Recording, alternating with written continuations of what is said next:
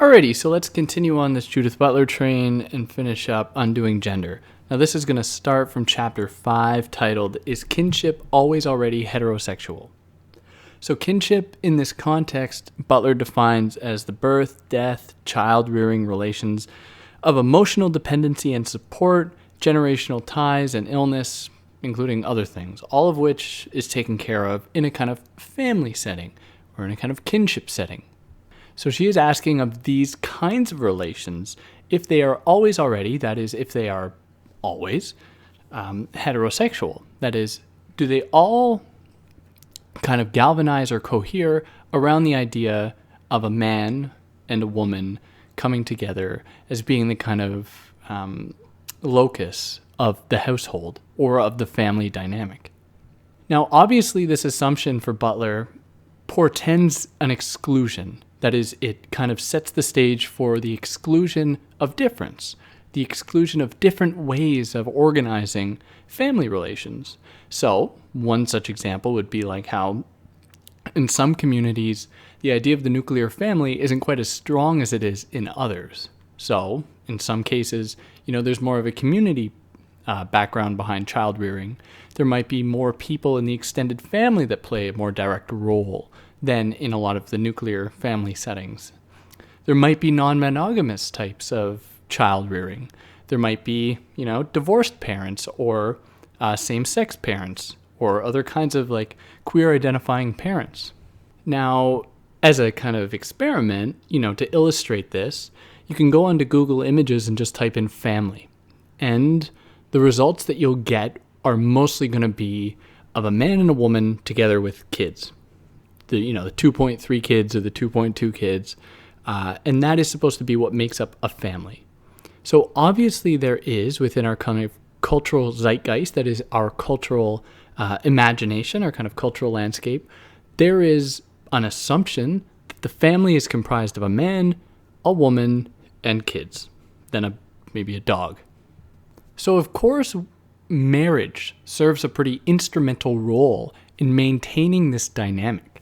So even those bodies that don't necessarily fit the mold, take gay couples, for instance, that have adoptive children, or children they've adopted, or maybe they didn't adopt. Maybe it's their biological kids. I shouldn't have assumed that. It could be their biological kids, whatever.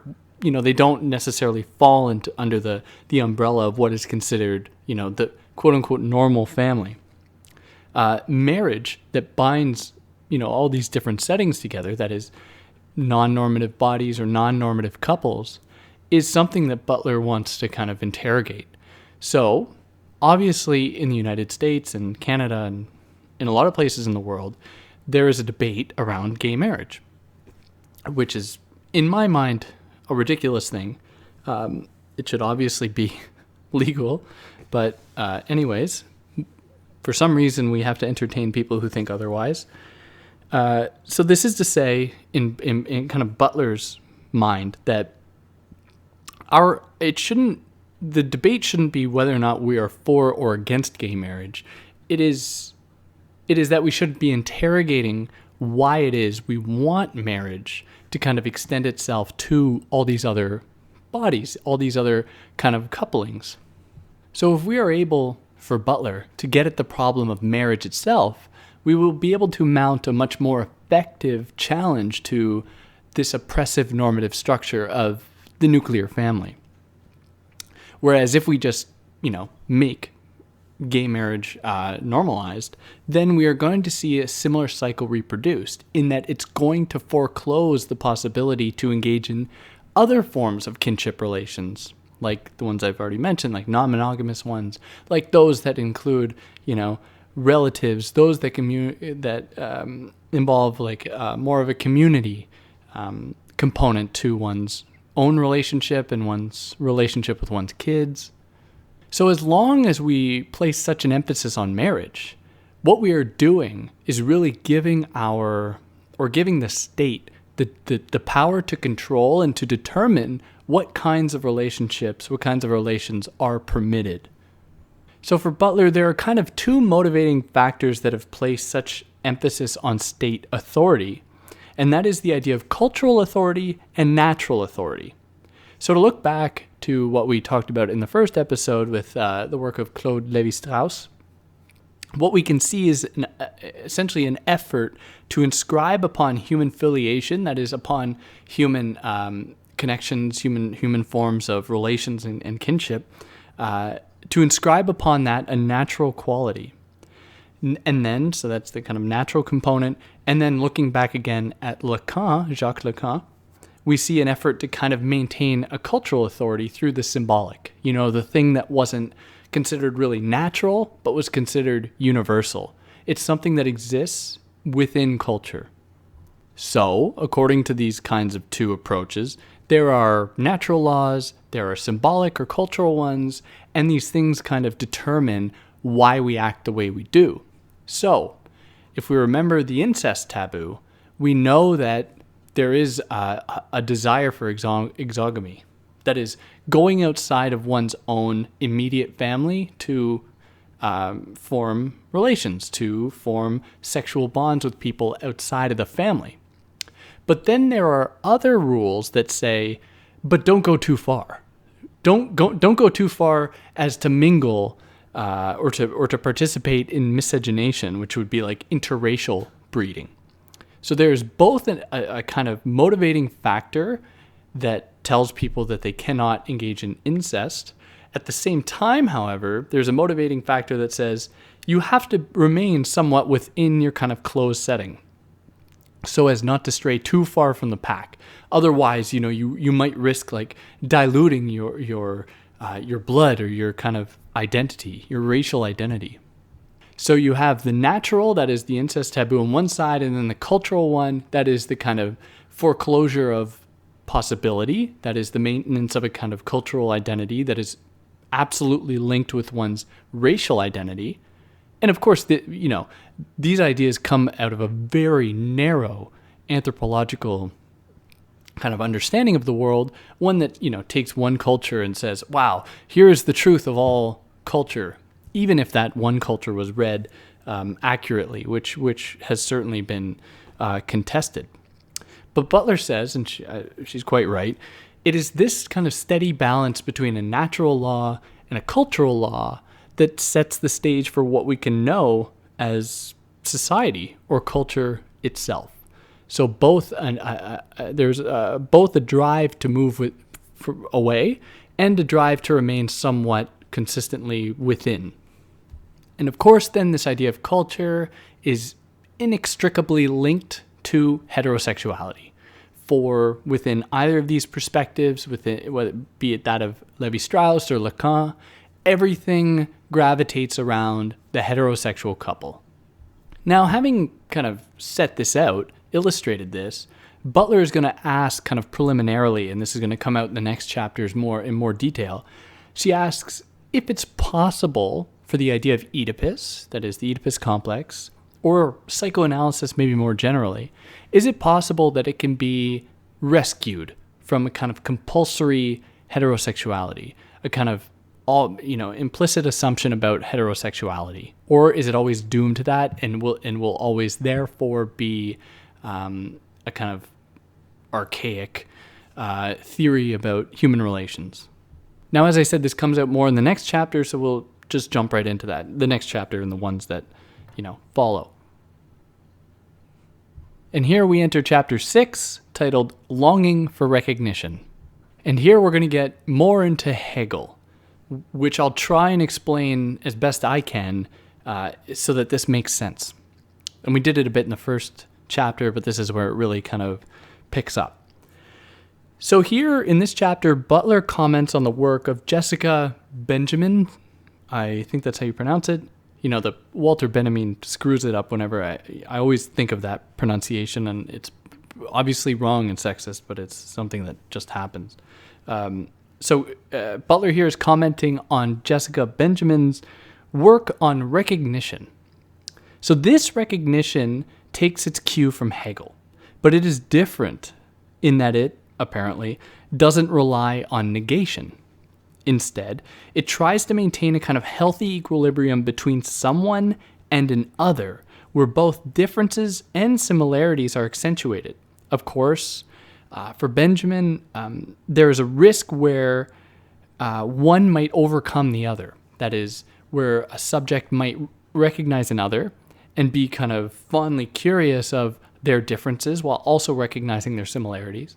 There is in that encounter the possibility that one will try to overtake, control, dominate the other. And for Benjamin, this possibility is held in check through therapy. So therapy is what maintains a kind of healthy recognition. So to kind of comment for a moment on Hegel, this is coming out of his, mostly his ideas from the phenomenology of spirit, but also his ideas from the philosophy of history, in which he says, that is, in the philosophy of history, it is our duty, or as I guess our duty, as humans to stare the negative, that is, whatever is not us, whatever is different from us, to stare it in the face and kind of work with it, to make sense of it.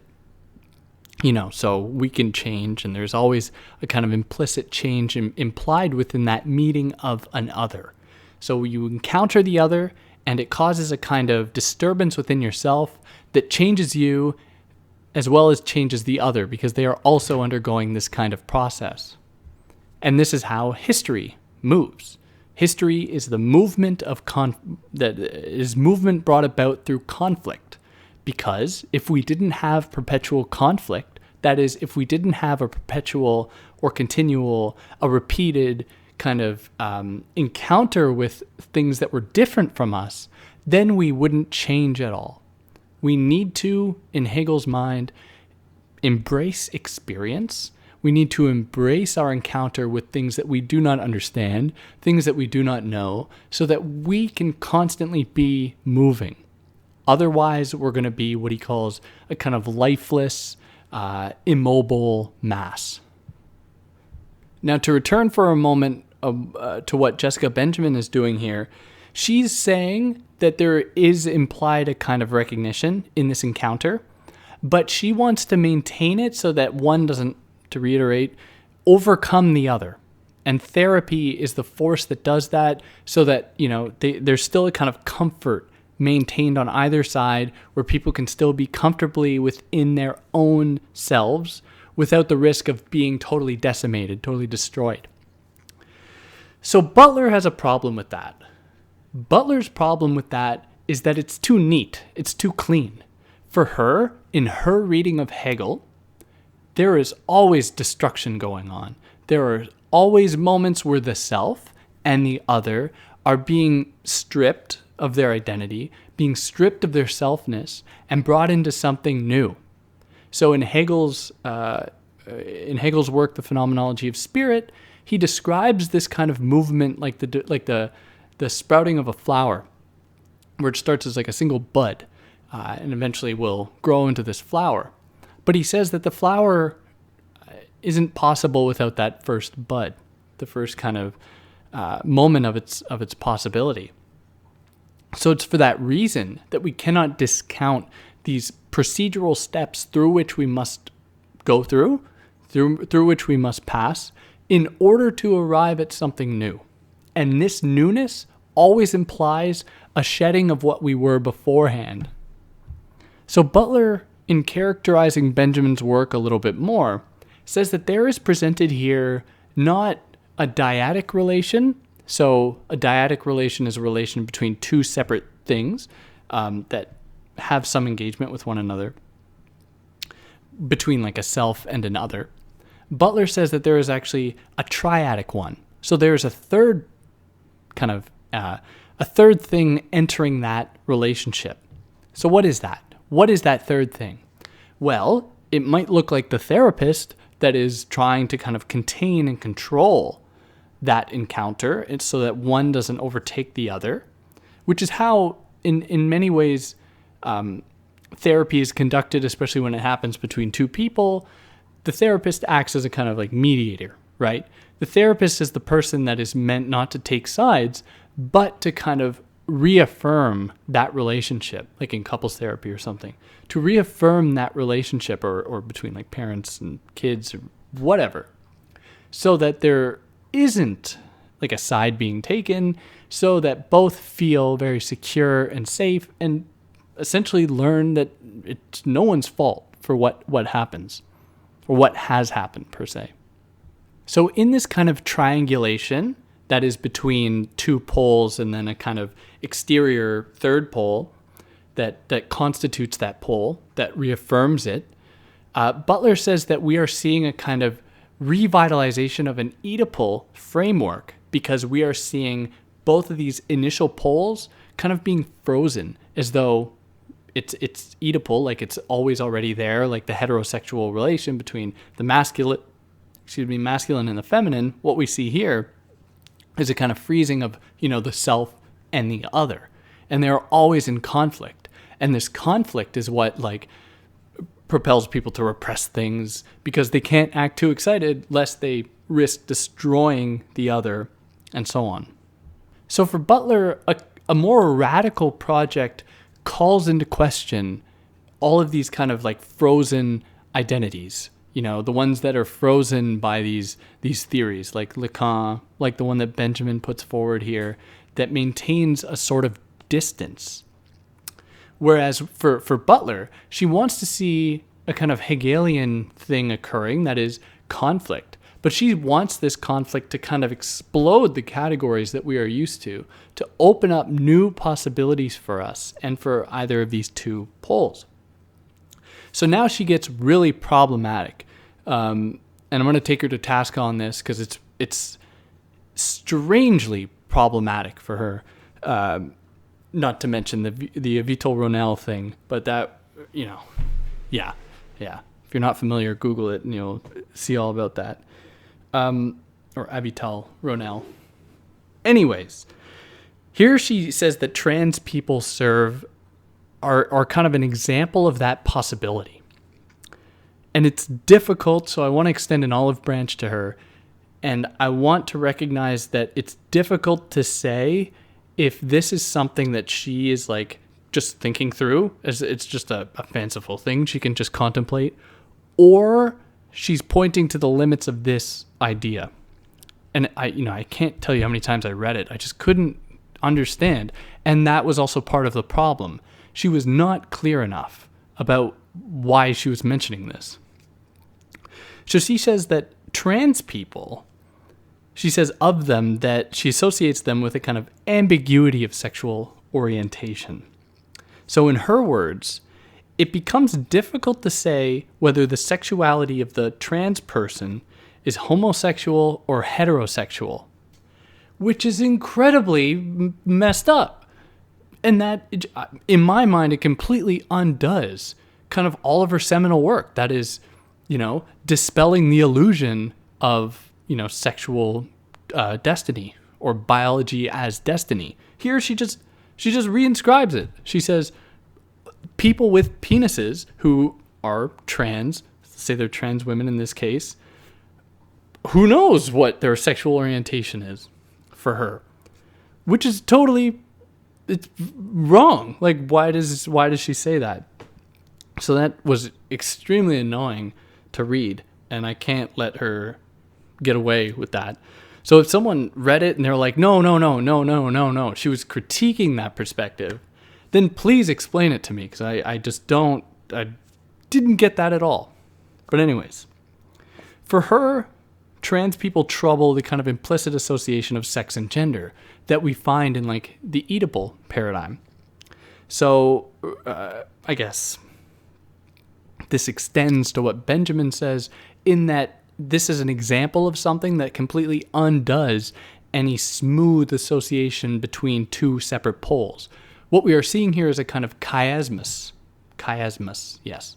A chiasmus is when something kind of becomes its opposite, and the opposite becomes it, and it kind of reverses and folds in on itself, and it takes on all these interesting new shapes and dimensions, which is all well and good. But there's a problem here in that it romanticizes people whose bodies are, constantly being used in kind of fetishistic ways. So you see in the case of trans bodies, certain people, fetishize that. And then you have here Butler saying oh, wow, look at this potential behind these bodies. Look at the potential that there is in these bodies, which for me is just a, hop, skip, and a jump away from just all out fetishizing them. And here we go again with the kind of Oedipal thing emerging. But I'm being harsh. Maybe she deserves it. I don't know. I'm not the authority on this. So she kind of concludes this chapter by saying that, what Benjamin does is interesting, but it fails to understand that in the act of recognition, in the moment of recognition, I should say, there is an undoing occurring. You are always undone in the act of engaging with the other. And that is because our sense of self doesn't exist in isolation. You are not a self if you are alone. Despite what Descartes said, Descartes, I think, therefore I am, where for Descartes, it's just a matter of sitting alone and thinking, and once you have stripped down everything within your mind, you are left only with the fact that you are thinking. You can then prove that you exist. Hegel, which is like, no. Kant first was like, no. That is not how this works. But anyways, I'm rambling.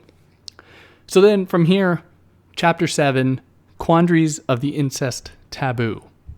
All right, so this chapter. So the incest taboo is for psychoanalysis, that is, it is a condition for heterosexual kinship, which we should know by now. We should know. So this happens because the incest taboo forces the child to displace their love and desire for a parent onto another unrelated person or non-related person. So the son displaces his love for his mother onto another woman, and the same for a daughter, even though that's not nearly as developed. Now, what the psychoanalysts forget for Butler is that incest is a real thing. The idea that it's a taboo, a kind of natural taboo or cultural taboo that doesn't happen, is totally absurd. Like, it's something that happens and it's an extremely traumatic thing. But this trauma that is kind of, that comes out of that, or comes from that, or that it produces, is for Butler so extreme that it might not even be accessible to the person. So because of this, Butler asks, what then is incest? And her question is this: is it an event that precedes a memory? Is it a memory that retroactively posits an event? Or is it a wish that takes the form of a memory? These are all really interesting questions because in the traumatic moment, and this is kind of like what Catherine Malibu says in what is like unrepresentable about, the traumatic events in like history. Like, they are so traumatic that they cannot lend themselves to thought. And this is what happens in the trauma that is brought about in some cases through incest for Butler.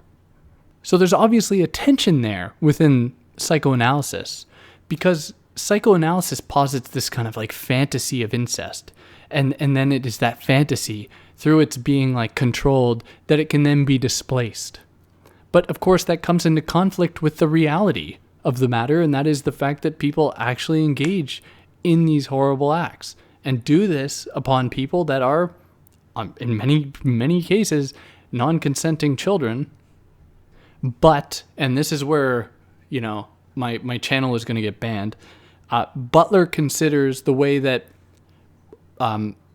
in either framework, in either the kind of fantastical appreciation of incest as allowing a kind of possibility for a healthy sexuation or a healthy socialization into sexuality, and on the other end of the spectrum, the complete disavowal of it because of the harms it does for the trauma it can produce. What Butler says is that there is a kind of disavowal of a child or a person's autonomy in that act or in that desire. So we forget that, the child is not a kind of unthinking being. Now, I'm going to add the big asterisk here that says, in all of these cases, these things are wrong. Full stop. Full stop. And I'm just humoring Butler here because there might be something to be said about it, but it should be never condoned, simply enough.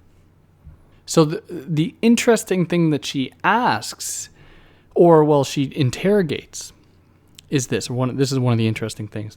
She says that the idea of incest relies upon a few axioms, that is, a few principles. So some of these principles or kind of relationships are like the existence of a mother and a father, which culturally don't exist. It's not a timeless idea. It's a new idea that, children are raised only by a mother and a father, and then they kind of take on a symbolic or kind of mystical character. So if we consider this, that is how the mother and father are necessary to socialize children through this kind of incest taboo relation, then we quickly run up against a wall. And this is something that Gilles Deleuze and Félix Guattari talk about in Anti-Oedipus, when they write that essentially the Oedipal paradigm, that is the Oedipus complex, when it comes down to its kind of bare bones original moment, what we are left with is a chicken and egg situation, where apparently we need mothers and fathers, to be the kind of site of an incest taboo. But mothers and fathers only exist once people have been kind of indoctrinated through this incest taboo, or have gone through the ringer of this incest taboo. So the kind of emphasis that psychoanalysis and other kind of sites have on the incest taboo, precisely because it is it gravitates around the heterosexual couple, is that it forecloses, gay, lesbian forms of parenting, for example, or, I guess so on and so forth, or more communal ones. But I don't want to linger on this too much because I feel really icky talking about it. So we'll move from there into chapter 8, Bodily Confessions. So here, as the title of the chapter suggests, Bodily Confessions, she's going to pick up the work of Michel Foucault, specifically his work from the history of sexuality and some of his lectures. So she says here that she takes from the idea of the confession in Foucault. So the confession in Foucault was kind of first developed in the most kind of detail in the History of Sexuality, Volume 1. Now, there are examples before that in The Birth of the Clinic and Madness and Civilization, where there's a desire to get the person to speak their illness to a doctor. This is more fully developed in the History of Sexuality, Volume 1. So, what is this all about? What is Foucault saying? Foucault says that the act of confessing isn't an act that kind of emancipates or brings out a new possibility for the person confessing. It is rather a way by which the person who is being confessed to, let's take a priest, for example, is actually having their power be revitalized, be confirmed in the eyes of the person who is kind of turned into their subject, the person that can then be put under their control, where the person who is being confessed to can say, okay, you are forgiven or you are not. They hold a lot of power in that moment. So additionally, not just in the case of a priest and a person being confessing to the priest, psychoanalysis uses this principle to kind of mandate and control the person confessing. Okay, so this is the Foucault that Butler presents first, and says Foucault is very critical of the confession because it is a way to kind of affirm power. She then says that in the later Foucault, following the History of Sexuality, she says that Foucault does a kind of auto-critique. That is, he critiques himself after he had read the work of Seneca, where apparently he found an example where the act of speaking or the act of confessing does not simply reinscribe the authority of the person being spoken to. It is instead how, and here's a quote, the self constitutes itself in discourse with the assistance of another's presence and speech. So here there's a kind of, Butler kind of calls this a moment of self-sacrifice. And keeping in with the kind of timbre of the book, a kind of self-undoing. So there's a kind of self-sacrifice here where in the act of being constituted by an other, the person you are speaking to, one must essentially shed their previous self. So this happens in this moment, this encounter, through verbalization. So through the act of speaking. So in speaking, you open yourself up to new possibility. So it's not so simple as by speaking, you are confirming a power that is controlling you. Here we see a Foucault, and this is something that Butler's picking up on. We see a Foucault that is kind of celebrating the act of speaking as it opens up a kind of possibility. Now, Foucault talks about this a little bit in Madness and Civilization. So there is in that book about a third the way through or something. He kind of applauds something that Freud did. So Freud, being kind of quote-unquote father of psychoanalysis, Freud made it so that the patient could speak. Whereas before that, it was just a kind of medical gaze that said, oh, you have this wrong with you. Either we will, banish you. We might put you on display for people to laugh and throw rocks at you, or we'll just shove you in a kind of dungeon somewhere and hide you away. So he celebrates Freud because Freud actually listened to these people and didn't just tell them what was, wrong with them. So we get this a little bit even in his earlier writings, but that's just me spouting things. So now, okay, fine. Having accepted this, Butler asks, is it possible then to reconsider psychoanalysis in these terms? So not as being the reinscription of a kind of powerful person being confessed to, the analyst, but actually seeing a kind of potential in the psychoanalytic moment where, there is a person talking about themselves, talking about what goes on in their mind to someone else. Might there be a possibility there of a kind of undoing and by virtue of that, a kind of new becoming into something other? And she says yes, but we must do something to make that happen. Where she says that in a lot of cases, psychoanalysis is really focused on what is said. So in what is said, there is revealed kind of what one's intentions are.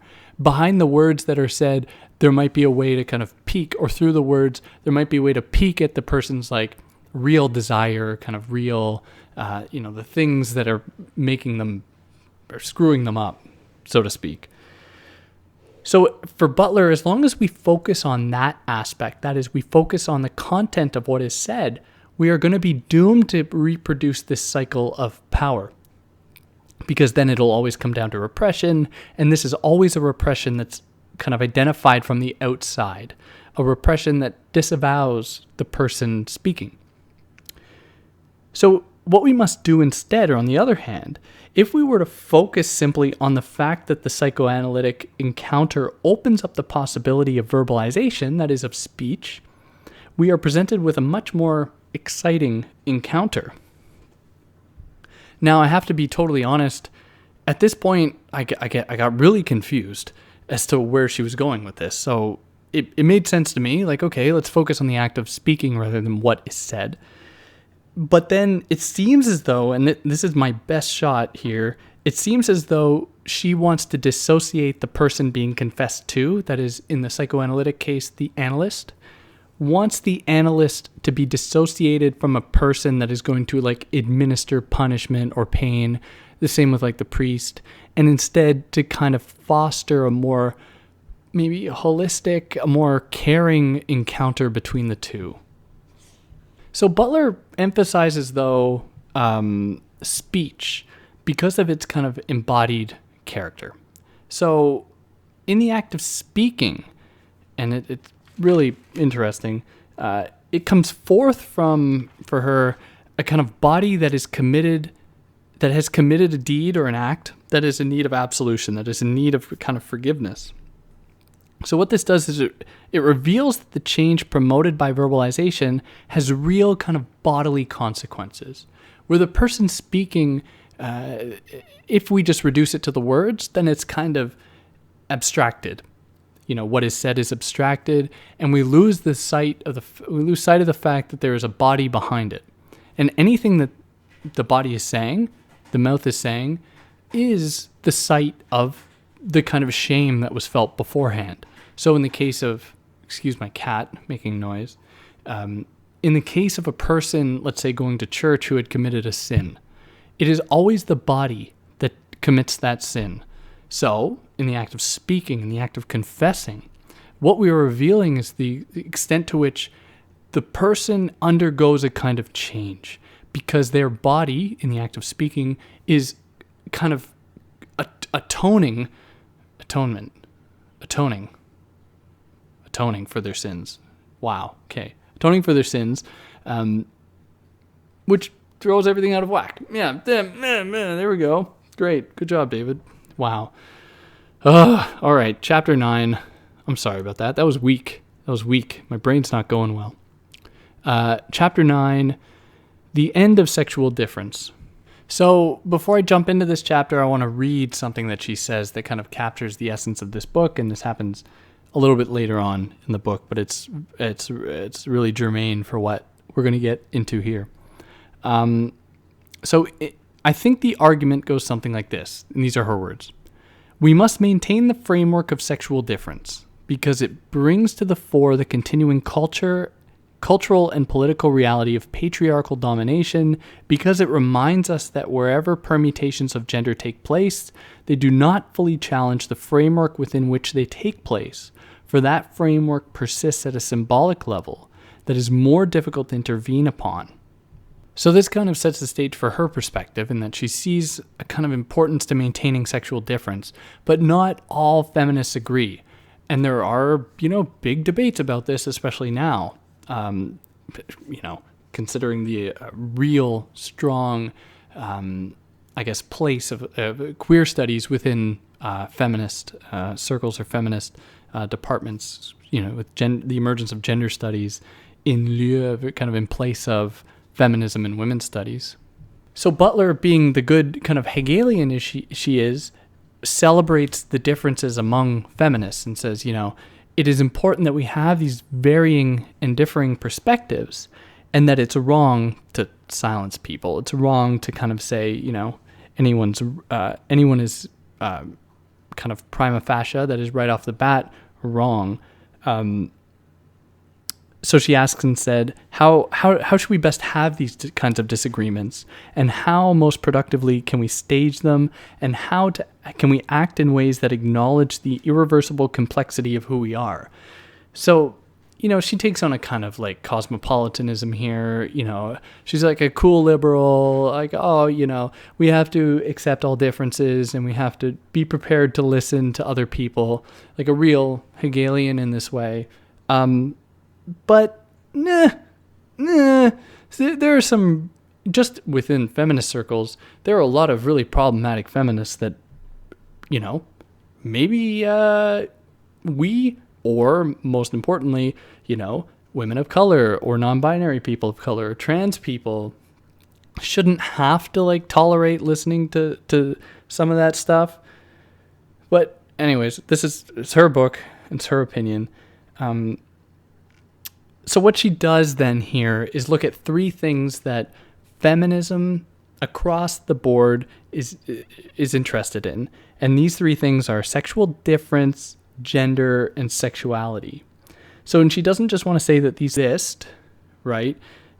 Because for some feminists they are real. She wants to understand what these terms do. So she's not going to take sides and be like, oh, gender's a construct, which she does say, but here she's more interested in asking what these terms do in a kind of feminist matrix of speaking.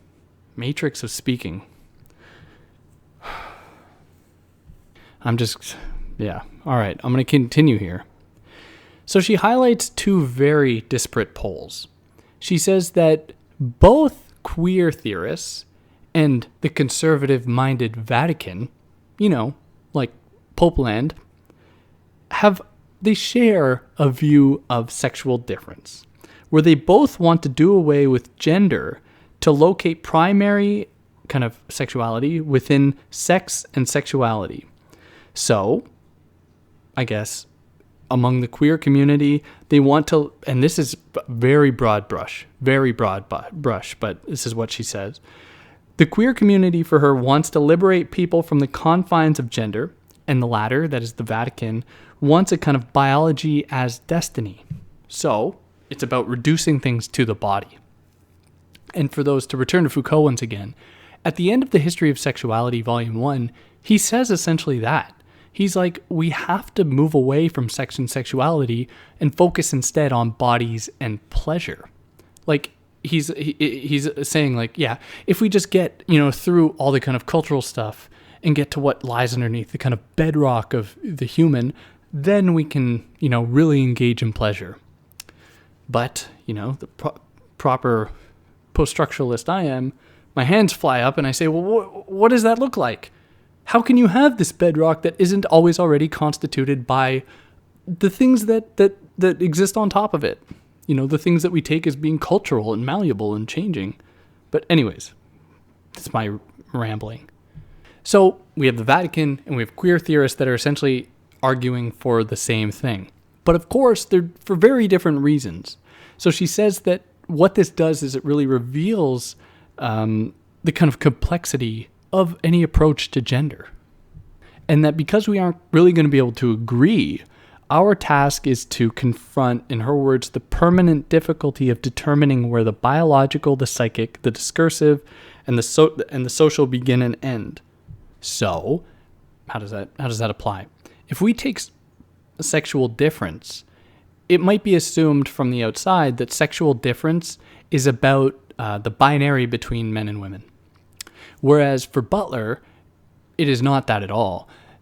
What is interesting for Butler is the very kind of binary that is implied in the idea of sexual difference, in the kind of truthfulness of it. So either we have sexual difference as biology, or we have it as, totally cultural.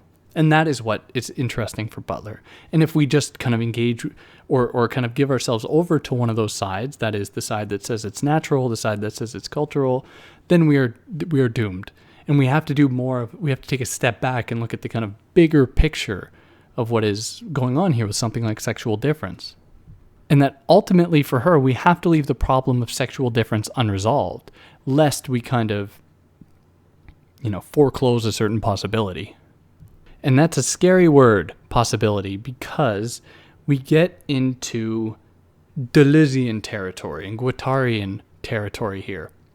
So let me explain what the hell that means before you shut this off. When we're talking about the idea of possibility, or what takes on the kind of moniker of becoming, so to become, the verb, the verb, to become, devenir in French, I guess, devenir? Anyways, when we're talking about that in terms of Deleuze and Guattari, what we're talking about is a kind of endless possibility. And really, I think you can get away with just thinking this in the simplest terms possible, as having the door open for different possibilities in terms of gender, in terms of sex, in terms of class, in terms of race, anything. Just new possibilities, just anything. Let it fly, let it go. Now, Butler doesn't engage really directly with Deleuze and Guattari here.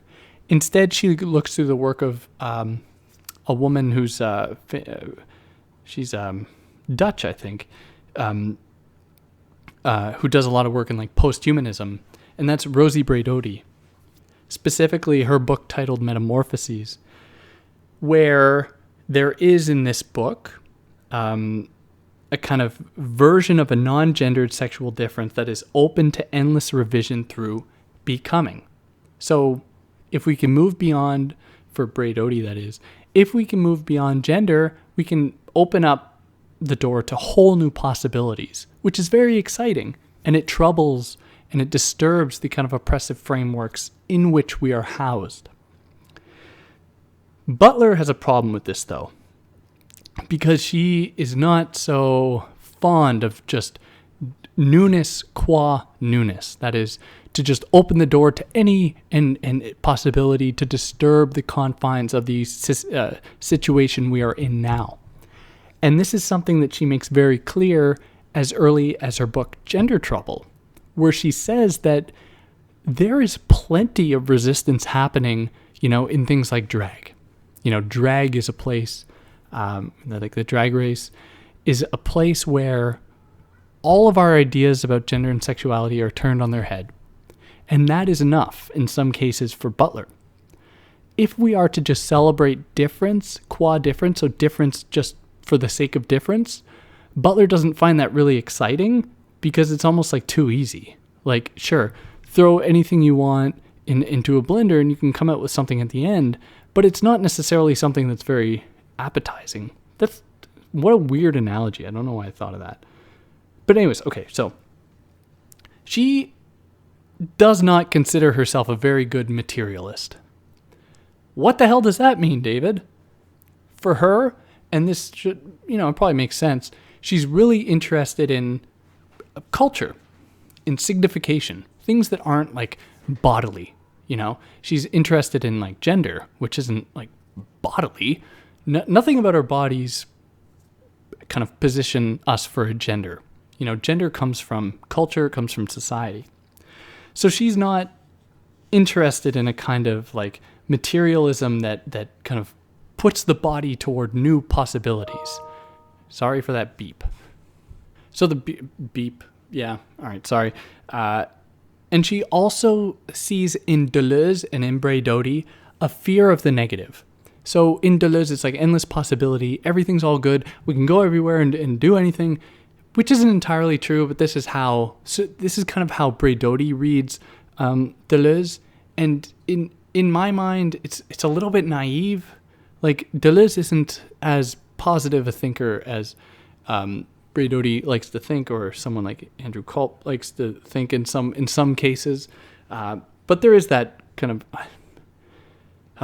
I digress. Okay, so Butler doesn't see herself as a good Deleuzian. She finds herself disagreeing. She likes Deleuze, but she has some problems with it because she is more a thinker of the negative.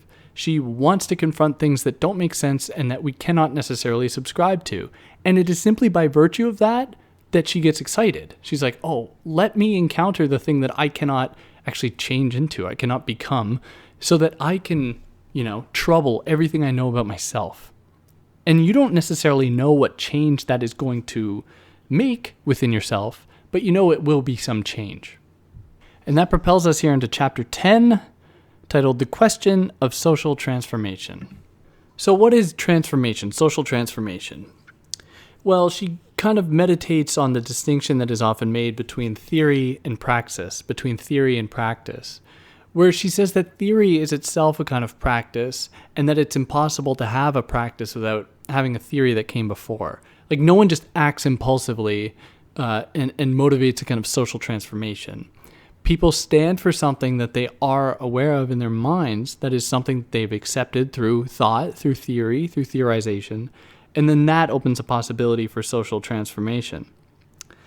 But, you can't have that with just theory alone, but it is totally necessary. Now, she says that, feminism is a theoretical and philosophical enterprise because it is always asking questions about, what makes a life good, what makes a life livable, what makes, what allows for the good life, which are all, philosophical questions historically. And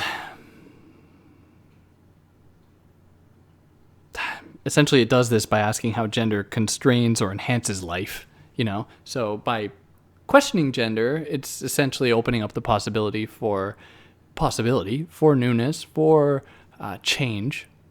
And so, in keeping with her work from Gender Trouble, she sees a sort of possibility of social transformation in things like drag, where she sees it as being fundamentally political.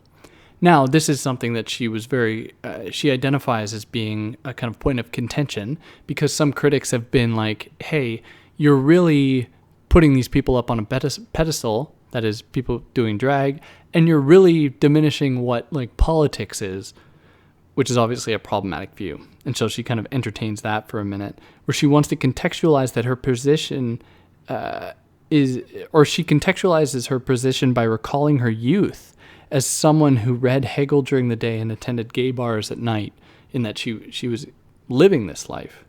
And that she still believes that drag troubles the essentialism believed of gender. So there is, within that, a kind of resistive political act.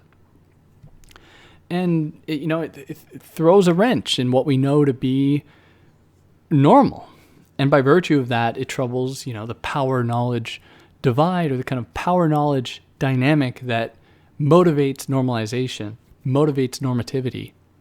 And drag opens up by challenging those sites new spaces to challenge racism, sexism, and homophobia.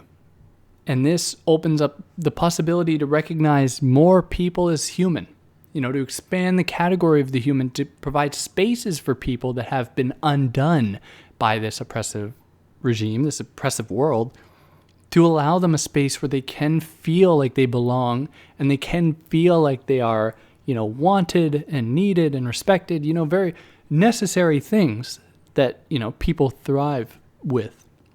But of course, we shouldn't just kind of absent-mindedly prescribe this human identity, to solve all our problems, because the idea of the human has a pretty rough past, and it does imply a lot of exclusion, right? So if we say, we have this criterion of the human, and we try to extend it to include other people, as long as we are working within the parameters of an idea of the human like that, we are going to foreclose those non-normative bodies that do not fit within it. So for her, she does want to expand that category of the human, but she says that it's always going to be up for renewal. It's always going to be completely revisited, revised to include other people, and that we cannot ever be satisfied with a kind of single definition. And it's here that she turns to the work of Gloria Anzaldúa and her book Borderlands / La Frontera. La Frontera. I don't have any Spanish, so that's how I pronounce it. I guess it's French today. And this is a very important book, and I'd like to do it on here one day. But in this book, Anzaldúa kind of recounts her experience living on the borderlands between, Mexico and the United States, where she was navigating these two identities, and how she always felt like she was in between both of these identities. And it was by virtue of that she, the idea of herself as a human was contested. It was constantly being kind of challenged. It had to be revitalized and renewed through all these different lenses that, there wasn't really a language for before she came along and did this. So it's a really seminal piece. So Butler takes it up to say this. So I'll read a little section here. Anzaldúa asks us to consider that the source of our capacity for social transformation is to be found precisely in our capacity to mediate between worlds, to engage in cultural translation, and to undergo, through the experience of language and community, the diverse set of cultural connections that make us who we are. So I'll keep going here. So one could say that for her, the subject is multiple rather than unitary. And that would be to get the point in a way. But I think her point is more radical. She's asking us to stay at the edge of what we know, to put our own epistemological certainties into question, and through that, risk an openness to another way of knowing and of living in the world, to expand our capacity to imagine the human. So there is, and it isn't like deliberate. It isn't like, let us constantly challenge this idea of the human, and let's sit in a room and do that. Just by virtue of Anzaldúa existing in between worlds, in between the United States and Mexico, where so much of what we consider to be human is predicated upon a national identity, she reveals that and shows that when these things are questioned, when we exist outside of the comfort of either zone, our idea of ourselves is heavily called into question. So she then turns from Anzaldúa to look at Gayatri Spivak's idea of the fractured subject. So it's a kind of correlate to the idea of Anzaldúa's multiple subject that I just read there. But it's different. Like these are two very different theories, but Butler is presenting both to say like, hey, we have at least these two different perspectives that really contest this idea of the human, and we have to take them very seriously if we want to move forward with an effective humanitarian project. Because they both reveal, and this is me using Angela Davis's language, they both reveal that this kind of struggle for the human is a constant struggle. Like for her, it's freedom, is a constant struggle. Here, the idea of the human has to always be struggled against or with. And that puts us here into our final chapter, chapter 11, titled, Can the Other, in quotes, of Philosophy Speak? Now, this chapter is really like a review of how Butler got into philosophy, where she talks about how she found, copies of Spinoza and Leibniz and Hegel and stuff, and was just reading that at a very young age, and she just went from there. So there's a lot of those details that aren't all that important to mention, but, we'll get into it here. So here she highlights the crisis undergone in philosophy with the introduction of kind of myriad new perspectives from new people that so many philosophers lament. So this is just kind of the basis for interdisciplinarity, where, you have feminism coming into philosophy, you have critical race studies coming into philosophy, you have, even like the white-ass field of postmodernism coming into philosophy. For philosophers, this is a problem because it's kind of tainting the purity of what philosophy is. Now, this is incredibly ironic for Butler because philosophy is the thinking of newness. Like, it has always been that. It has always been, at least since Aristotle. I wouldn't say this with Plato so much, but with Aristotle, it is the thinking of kind of new possibilities, and onward. So she says then it's kind of ironic that there's such a pushback or kind of reaction among philosophers against these new perspectives entering the field. So then it's here she kind of recounts her own foray, her own entry into philosophy through Spinoza, Kierkegaard, Schopenhauer, and also through her courses at the synagogue, where she was fascinated by questions of human responsibility, God, and so on. So after traversing a number of different philosophical paths, Butler found solace in Hegel and his philosophy of recognition, which we've already explained. And for her, this is kind of her plea for us to embrace Hegel, where she says, should not philosophy embrace Hegel and accept its recognition of and by the other of philosophy? So Kant and Hegel being taught in English departments, for example, that's should be happening. And so many more examples before pure interdisciplinarity is accepted, because philosophy exists everywhere. It's a site for new and interesting things, and we do it every day. Every time we ask ourselves, do I like my life? Do I want my life to be different? Do I want my life to be better? Why do I have a life? And so on. You are doing philosophy, and that's something we are always kind of engaged in. But yeah, that's more or less how it ends. I will say, this book really annoyed me because it's a collection of essays, which is already difficult in itself because there's no kind of real coherent thread that binds them all together. But even some of the individual essays were just bad. She wouldn't complete ideas. New and random things would come to her mind. She'd then talk about that for a paragraph and then go on to something else. It really felt like at this point, she was just throwing words on a page with some of these essays. Not all of them, but some of them were definitely annoying. So yeah, that's my 2 cents. But yeah, so if you listen this far, thank you. And let me know if I did anything wrong or incorrect or anything. See you next time.